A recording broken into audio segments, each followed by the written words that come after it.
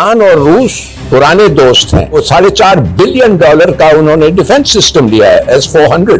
हमें तो एक लात मार के निकाला है उधर से, हमें तो बेइज्जती करके हमें उधर निकाला है। बात नहीं करते, फोन नहीं करते, सुनना नहीं चाहते। कल आपने देखा है कि वो जयशंकर साहब जो थे इंडियन फॉरेन मिनिस्टर ना, डायलॉग में वो क्या कह रहे थे, वो कह रहे थे हमें अपनी आइडेंटिटी पे काम करना है। सो क्वेश्चन ये है कि वो देखिए इंडिया आज कहां पहुंच रहा है, वो 75 साल में कहां पे हैं, और हमारी वैल्यू ये है कि एक कांग्रेस वुमन अमेरिका से आ जाए तो सारी हुकूमत लेट जाती है उसके आगे। वो रशिया से तेल लेते हैं और वो अमेरिका को भी स्नब करते हैं। उसकी वजह यह है कि उनकी चाइना से भी $125 अरब की ट्रेड है, वो अमेरिका के साथ भी अरबों डॉलर की ट्रेड कर रहे हैं। वो चाइना इंग्लैंड के साथ भी 50 बिलियन 40 बिलियन यूरो पे पहुंच रहे हैं। गजब करप्शन की अजब कहानी, अजब करप्शन की गजब कहानी। उन्होंने मोदी को बुलाया, उसको जनाब उन्होंने हार पहनाया, मोदी के आपकी जिद में मोदी के साथ उन्होंने एग्रीमेंट्स किए, मोदी को उन्होंने पैसा दिया। क्यों? आपकी कमजोरी की वजह से। हलवा है, लेकिन आसान है।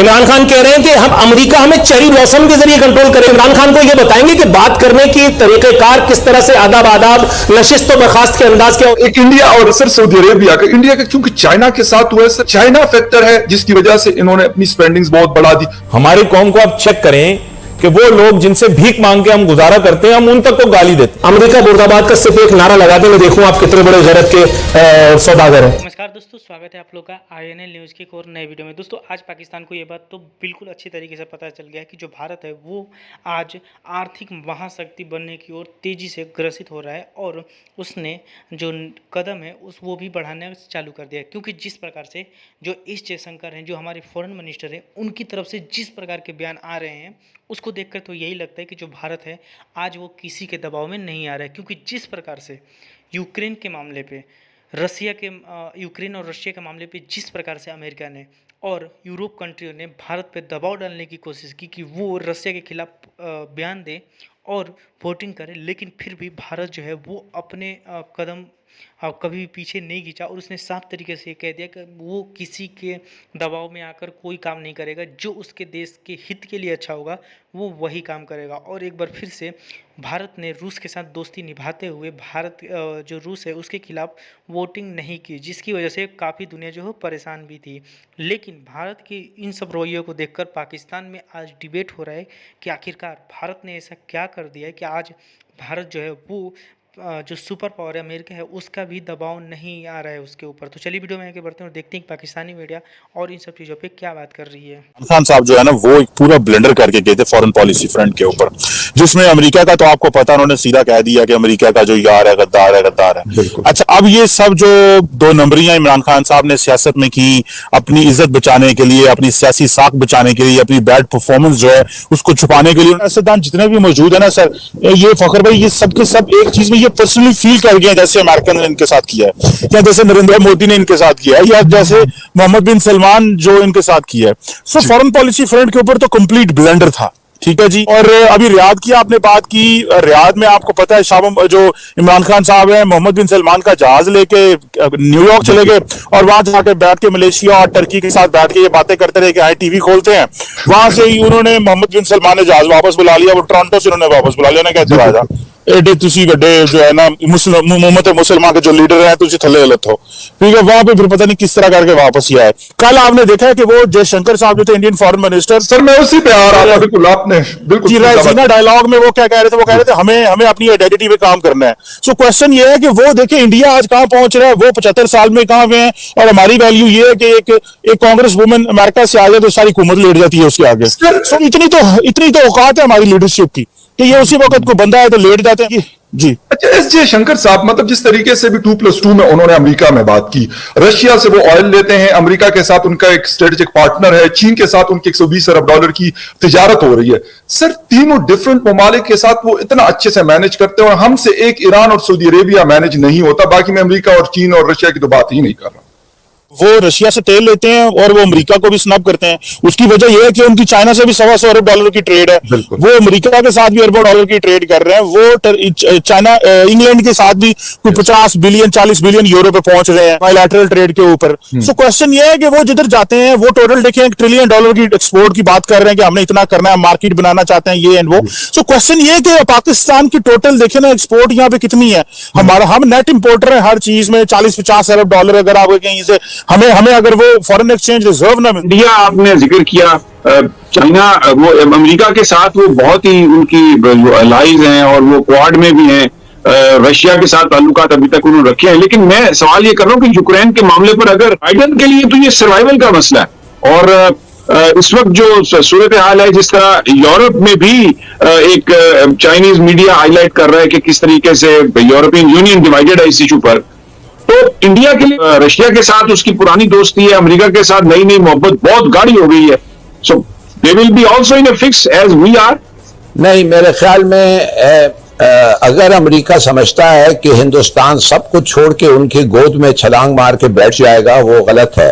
हिंदुस्तान ऐसी चीज नहीं करेगा, खास तौर रूस के साथ। इसलिए रूस का जो मिलिट्री कोलैबोरेशन है वो बहुत है, और काफी हद तक इंडियन एम्यूनिशन और चीजें जो हैं वो शायद रूस से आते हैं। मेरे ख्याल में कि अमेरिका जो है वो बड़े कंसेशंस दे रहा है इंडिया को, वो is going out of its way to cultivate India. हमें तो एक लात मार के निकाला है उधर से, हमें तो बेइज्जती करके हमें उधर निकाला है। बात नहीं करते, फोन नहीं करते, सुनना नहीं चाहते।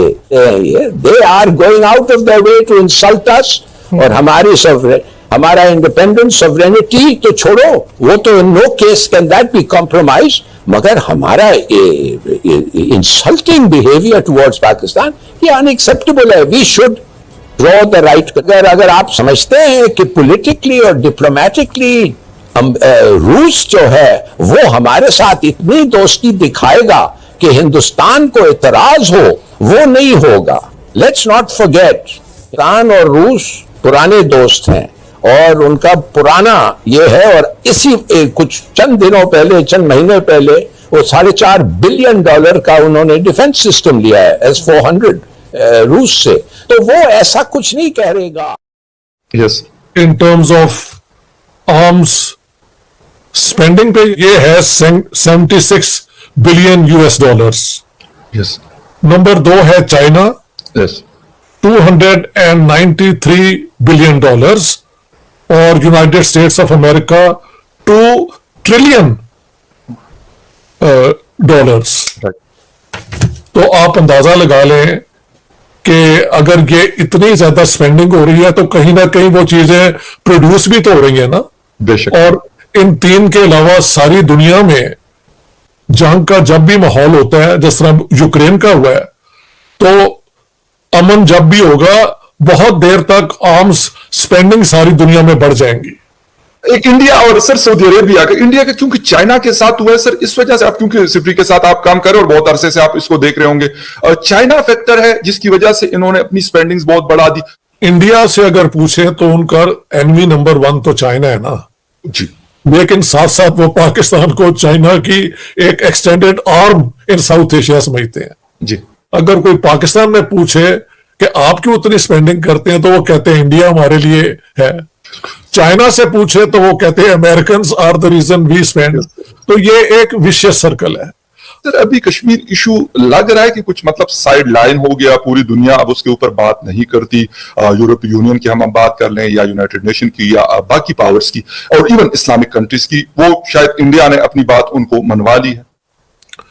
लगता है तो यूं ही है जैसे आपने डिस्क्राइब की। पाकिस्तान की जो पॉलिसी है वो फेल्ड है, फेलियर ही है ना। दोस्तों से बात होती है स्पेशली साउदर्न बलूचिस्तान के, तो यही कहते हैं कि यार आप लोग हमें अगर इग्नोर करेंगे और फिर कहेंगे हम आपके साथ जाके गले मिले और आपको फूलों के हार पहनाएं, तो कहते हैं ये मुमकिन नहीं है। और बिल्कुल आपकी बात सर दुरुस्त है कि हमने शायद 70 सालों से 75 सालों से बांग्लादेश को गंवाने के बाद भी मेरे ख्याल हम ये चीज एक और तजुर्बा गालिबन कर रहे हैं। मुझे शायद जी प्लीज सर। पाकिस्तान बनने के बाद 2 ग्रुप जो हैं उनके साथ कभी भी इंसाफ नहीं हुआ। एक बंगाली, वो तो छोड़ के चले गए, और एक बलोच साहब जिस तरह से बातें करते हैं दीगर लोगों के बारे में, दीगर लोगों की तौहीन करते हैं, चाहे वो कोई भी हो, सिर्फ उनका मुखालिफ होना चाहिए। वो गद्दार भी होता है, वो इस्लाम दुश्मन भी होता है, वो मिल्लत फरोश भी होता है, वो मीर जाफर भी होता है, वो मीर सादिक भी होता है। इमरान खान के बारे में आप एक लफ्ज गलत बोल दीजिए, गलत इन्वर्टेड कॉमास में कह रहा हूं, और जितने चेली चापड़ हैं, एंकराने कराम की फौज जो इमरान खान के लिए काम कर रही है, उनसे लेकर के वो व्लॉगर्स तक जिनको पिछले दौर में इमरान खान ऐवान वजीर आजम में बैठ करके कंट्रोल करते थे, जिनको हमारे हिस्से की रोजी रोटी,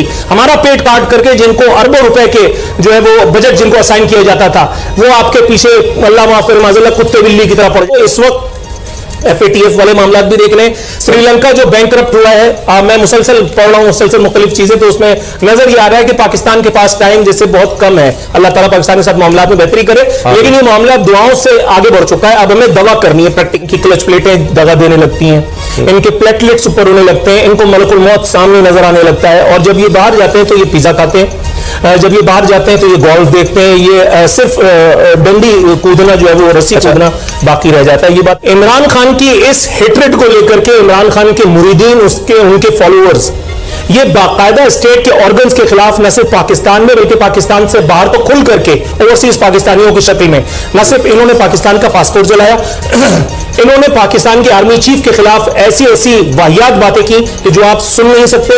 इन्होंने पाक फौज की शान में इस तरह की मुगल्लिजात बकी मादल्ला कि जिसका तसव्वुर भी रूफ। उस वक्त अगलिया का 130-140 नंबर था, आपको उस वक्त ख्याल नहीं आया। जिस वक्त आप बेरोजगार हुए, जिस वक्त आपकी रोजी मारी गई, उस वक्त आपको अदलिया भी खटकने लगी, उस वक्त आपको जमहूरियत भी खतरे में नजर आने लगी, उस वक्त आपको चीफ इलेक्शन कमिश्नर भी जहर लगने लगा, और अब आप चाह रहे हैं कि पूरा पाकिस्तान आपके हम आवाज होकर के एक सो कॉल्ड जो आपकी नजर में जमहूरियत की एक शक्ल है उसकी फॉर्मेशन के लिए आपका साथ दे। क्यों भाई, आप अकल कुल हैं? इमरान खान साहब 35 पंक्चरों का रोना रोते रहे। इमरान खान को इक़्तिदार मिल गया तो जमहूरियत भी बहाल हो गई, इमरान खान को इक़्तिदार मिल गया तो रियासत मदीना भी मिल गई, इमरान खान को इक़्तिदार मिल गया तो दरिया बजला के किनारे मरने वाले उस कुत्ते का ख्याल भी उनको। मुल्क दौलत से माला माल है, कुदरती वसाइल से, आप लोगों की अगर हर बात मान ली जाए, लेकिन आप बेइंतहा करप्ट लोग, आप बहैसियत कौम बहुत करप्ट हो, माली तौर पर भी करप्ट हो। बाकी आप लोगों की जो अल्लाह माफ करे कान पकड़े हुए रमजान का महीना हरकतें सामने आ रही हैं, जो टिकटॉक पे आप लोगों का काम है, यकीन करो टिकटॉक बनाने वाले परेशान है कि हमारे वाले को, हमारे प्लेटफॉर्म को इस काम के लिए भी इस्तेमाल किया जा सकता, वो आप कर रहे हो, ठीक है ना। इतने मासूम नहीं बनो, इतने बच्चे नहीं हो आप, इतने मासूम नहीं बनो। भगा के ले गया, भगा के ले गया, आप खुद ही भागे हो। हाँ, कोई मानता नहीं है कि भागी है, सब कहते हैं भगा के ले गया, आप भागे हुए हो। हमारी कौम को आप चेक करें कि वो लोग जिनसे भीख मांग के हम गुजारा करते हैं, हम उन तक को गाली देते था। आपने जिन लोगों की भीख खाई, आप क्या किया, आपने कतरियों से आप भीख मांगते हो, कुवैतियों से आप भीख मांगते हो, पूरे मुल्क की बात कर रहा हूं, किसी एक हुक्मरान की बात नहीं कर रहा। सऊदियों से आप भीख मांगते हो, इमरातियों से आप भीख मांगते हो, ओमानियों से आप भीख मांगते हो, कोई ऐसा बंदा नहीं जिससे आप भीख नहीं मांगते हो। भीख मांगने के बाद आप आला ज़र फकीर नहीं हो कि जो दे उसका भी भला जो ना दे ना।